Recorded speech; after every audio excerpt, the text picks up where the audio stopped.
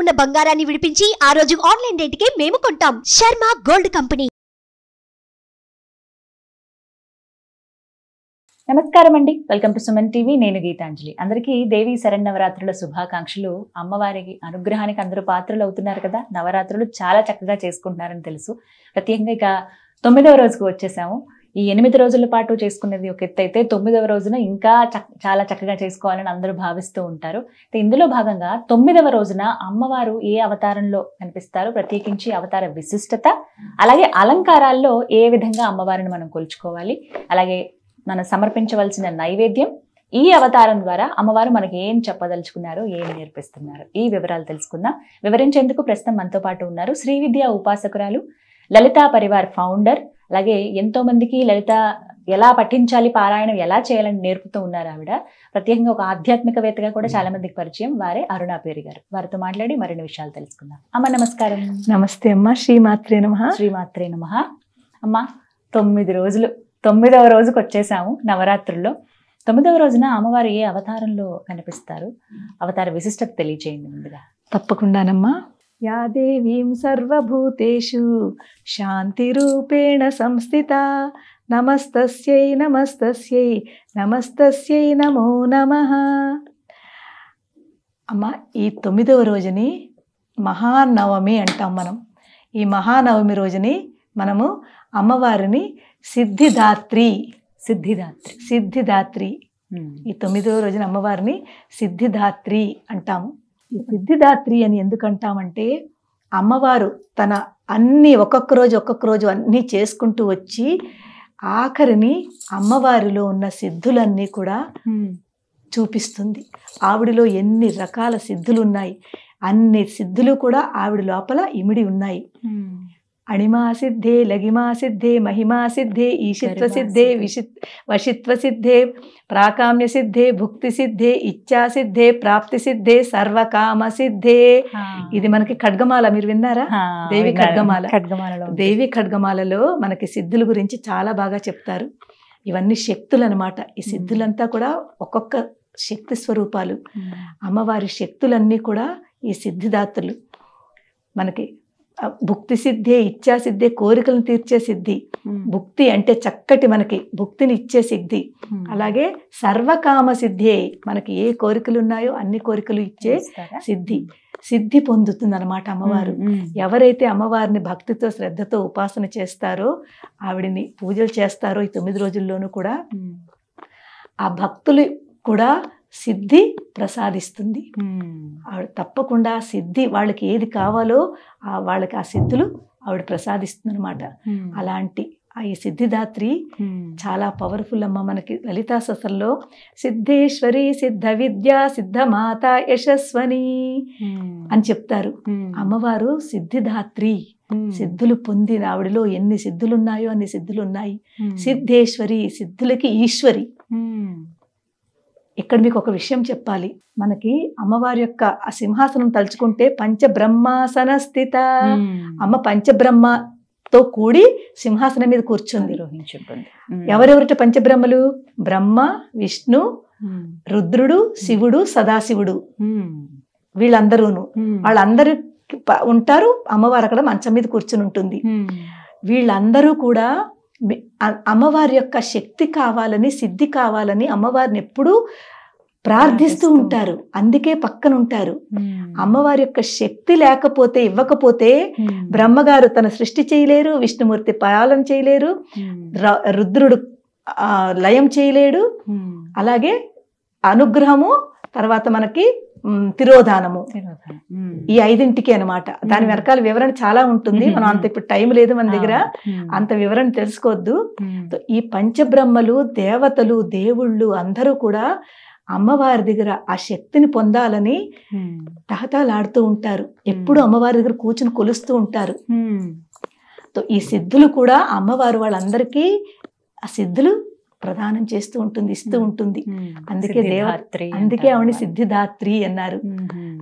సిద్ధిదాత్రి. ఈ రోజుని అమ్మవారి యొక్క ఆ అలంకరణ మనం తలుచుకుంటే కనుకైతే మహిషాసుర మర్దిని అమ్మవారు. ఎందుకంటే దేని గురించి వచ్చింది ఆవిడ? దుర్గగా దుర్గగా అమ్మవారు వచ్చిన రూపమే మహిషాసుర మర్దిని. ఆ మహిషుడు అనే రాక్షసుడిని సంహరించడం గురించే వచ్చింది. ఆ మహిషాసుర మర్దిని అలంకరణ చేస్తారు. అలాగే మనలో ఉన్న మన వైపుని తీసుకుంటే మనలో ఉన్న ఇక్కడున్న ఆ మహిషాసురుణ్ణి, ఆ రాక్షస తత్వాన్ని మనం కూడా చంపుకుని అమ్మవారిని పట్టుకుని మనం కూడా ఒక దైవీ లక్షణంతో అమ్మవారికి దగ్గరగా ఉండాలి, కనెక్ట్ అవ్వాలి. ఇక్కడ మనం తెలుసుకుంటున్నాం అన్నమాట. ఈ సిద్ధిదాత్రి అలాగే మహిషాసుర మర్దిని. మరి ఈ రోజు అమ్మవారికి ఎటువంటి నైవేద్యాన్ని సమర్పించాలమ్మా? 9వ రోజుని అమ్మవారికి చాలా మంది పులగం, అదే కదంబం కింద చేసి పెడతారు. అన్ని ముక్కలు కూరగాయలు అన్ని వేసి కదంబం చేసి పెడతారు. అలాగే స్వీట్ లో హల్వా కూడా చేస్తారు. అంటే మనము కేసరి బాత్ అంటాం చూడండి, తీపిది, అది చేస్తారు. అమ్మవారికి చాలా ఇష్టము. అది చేసి నైవేద్యం పెడతారు. తో ఈ మహిషాసుర మర్దిని అలాగే సిద్ధిదాత్రి ఈ అమ్మవారిని మనం ఒక్కసారి తలుచుకున్నా, ఆవిడ యొక్క నామస్మరణ చేసినా మనకి కూడా భక్తితో చేసిన వాళ్ళకి తప్పకుండా వాళ్ళ కోరికలు, వాళ్ళ సిద్ధులు నెరవేరుస్తారు. ఎలా స్మరించుకోవాలమ్మా? అంటే ఎంత పెద్దగా చాలా మంది ఏంటంటే పూజ మేము చేసుకోలేమండి, పీఠం పెట్టలేము, కలుషం పెట్టలేము, అఖండ దీపమా మాకు అది కుదరని పని అని అనుకునే వారికి ఎలా కొలుచుకోవాలి అమ్మవారిని? మనము చెప్పాను కదమ్మా, భక్తి ముఖ్యము. మీ దగ్గర ఏమీ లేవనుకోండి, ఉన్నాయని అనుకోండి, లేవని అనుకోకండి. నా దగ్గర ఉన్నది నా లోపల మనసులోంచే అమ్మవారికి నేను నా మనసునే అర్పించేస్తున్నాను. మానస పూజ, నా మనసునే ఆవిడకి ఇచ్చేస్తున్నాను. అదే పుష్పం అనుకోండి, అదే గంధం అనుకోండి, అదే దీపం, ధూపం, నైవేద్యం, అలా అనుకుని మనసుని ఇచ్చేయండి. అమ్మవారిని మనం తలుచుకునే మంత్రం ఏంటంటే ఓం దేవి సిద్ధిదాత్రియై నమః. ఓం దేవి సిద్ధిదాత్రియై నమః. అలాగే మహిషాసుర మర్దిని ఓం శ్రీ మహిషాసుర మర్దిన్యై నమః. ఓం శ్రీ మహిషాసుర మర్దిన్యై నమః. అలాంటి మహిషాసురుడు లాంటి కఠోరమైన రాక్షసుణ్ణి సంహరించిన మహిషాసుర మర్దిని ఈ దుర్గా అమ్మవారు ఆ రూపంలో వచ్చింది. ఈ 9 రోజులు ఆవిడ ఆవిర్భవించిన తొలి రోజు పాడ్యం రోజు నుంచి 9 రోజులు ఆవిడ మహిషాసురుడితో యుద్ధం చేసింది. 9 వేరు రూపాల్లో వచ్చింది కాబట్టి 9 రోజులు కూడా అమ్మవారు ఆవిర్భవించిన ఈ నవరాత్రుల సందర్భంగా, రాక్షసుల్ని సంహరించిన సందర్భంగా అందరూ కూడా ఎంతో గొప్పగా, ఎంతో ఆనందంగా 9 రోజులు నవరాత్రులు చేసుకుంటారు. వాళ్ళు చక్కగా అలంకరణలు చేస్తారు, పూజలు చేస్తారు, నైవేద్యాలు పెడతారు. ఇంట్లో 9 రోజులు ఒక పండగ, ఒక చక్కటి పండగ. మన ఇంట్లో బర్త్డే ఎలా సెలబ్రేట్ చేసుకుంటాం అలా 9 రోజులు అమ్మవారిని మనం ఆరాధిస్తాము. ఇదనమాట. దాని ద్వారా మనం కూడా అమ్మవారిలా అవ్వాలి. 9 రోజులు అయ్యేసరికి మనలో ఆ క్వాలిటీ కనీసం కొంచెమైనా మనం గ్రహించాలి. అమ్మవారిలా అయ్యేలా ఉండాలన్నమాట. శాంతంగా ఉండాలి, జ్ఞానంగా చక్కగా అన్ని తెలుసుకోవాలి, ఆవిడని స్మరించాలి, అలాగే ఆరాధించాలి. ఆరాధన వేరు, పూజ ఆర్ భక్తి కలిపితే ఆరాధన అవుతుంది. పూజ వేరు, ఆరాధన వేరు. పూజ అంటే జస్ట్ ఇలా పుష్పాలు పెట్టడం, దాంట్లో మన లోపల నుంచి వచ్చిన మన భక్తి కలిపితే, పూజకి భక్తి కలిపితే ఆరాధన అవుతుంది.